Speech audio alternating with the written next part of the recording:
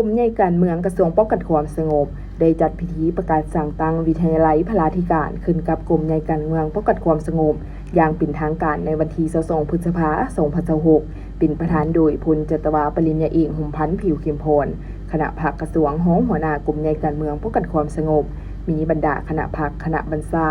กรมกองอมข้างกระทรวงและนายตำรวจที่เกี่ยวข้องเข้าร่วม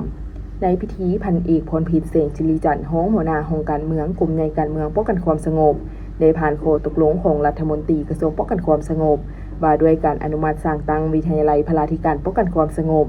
และข้อตกลงว่าด้วยการกำหนดโครงสร้างการจัดตั้งของวิทยาลัยพลาธิการกรมใหญ่การเมืองป้องกันความสงบซึ่งโครงสร้างการจัดตั้งใหม่ประกอบมี7ห้อง2คณะวิชาในนี้มีแผนกขึ้นกับบรรดาห้องและคณะวิชาทั้งหมด39แผนกพร้อมกันนี้ก็ได้ผ่านข้อตกลงว่าด้วยการยกย้ายและแต่งตั้งนายตำรวจที่ขึ้นกับกรมใหญ่การเมืองป้องกันความสงบไปรับหน้าที่ใหม่อยู่วิทยาลัยพลาธิการป้องกันความสงบเพื่อเป็นการปรับปรุงกงจักการนำพาบรรษาให้มีความหนักแน่นและเข้มแข็งรัฐมนตรีกระทรวงป้องกันความสงบได้ตกลงแต่งตั้งคณะอำนวยการสุดใหม่ดังนี้พันเอกปริญญาเอกมีไซสงครามเป็นหัวหน้าอำนวยการวิทยาลัยพลาธิการป้องกันความสงบพันโทพุทโธนสุมมณีวรรณพันโทยอดสายดวงศรีหราชพันโทสุภาสิทธิ์นันทวงศ์และพันโทคำใสสายผา